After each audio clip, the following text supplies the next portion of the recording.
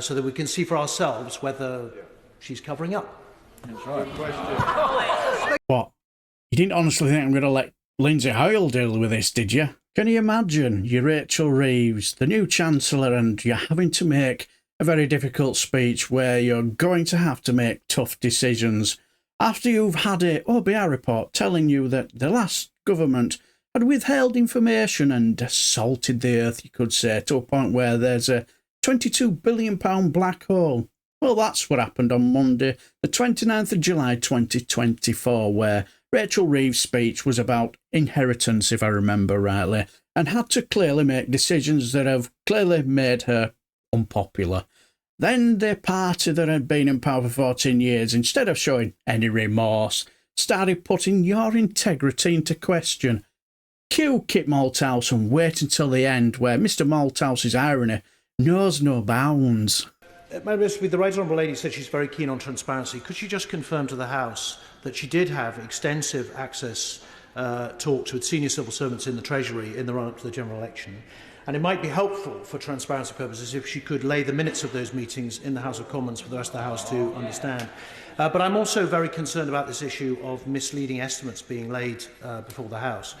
Could I suggest that for the elucidation of members, that she ask the Permanent Secretary at the Treasury and the Permanent Secretaries of those departments that are impacted by the decisions she's made today to confirm to the House in writing that none of the information that should have been in the estimates, or if they were correct, was included, so that we can see for ourselves whether she's covering up.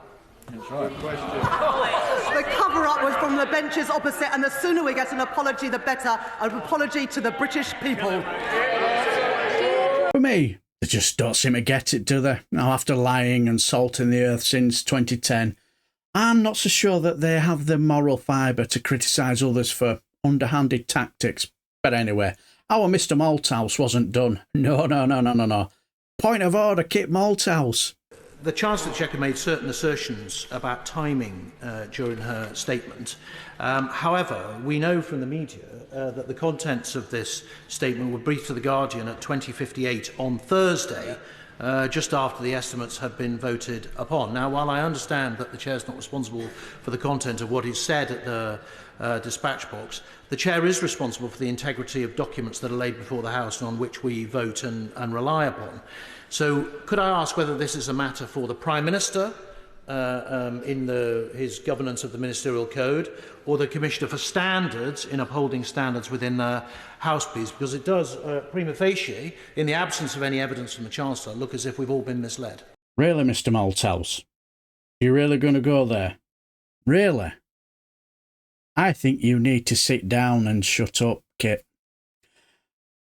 What? You didn't honestly think I'm going to let Lindsay Hoyle deal with this, did you? Now, whether she knew a lot more than she was letting on, only she knows, isn't it? But Mr. Hunt's body language and over-the-top scowling was very interesting for me.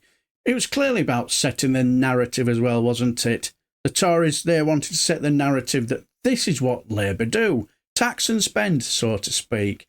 And I watched a video with Alistair Campbell where he spoke about this, and he brought up a story where he criticised Ed Miliband, who at the time was a Labour leader, for not pushing back on the traditional no money left note. And how long did the Tories push that narrative? Well, with this report and with OBR wanting to investigate the last government's spending, adds a lot of weight to Reeves' narrative, doesn't it? And judging by Jeremy Hunt's antics, maybe this is the new no money left note narrative that Labour can now throw at the Tories for at least a decade, or maybe more. But what do you guys think? Did Rachel Reeves use this to set up their narrative? Did she know earlier than what she was saying? I have a funny feeling that she did. But what do you guys think? Let me know down below, and I shall just bid you farewell and take care, my friends.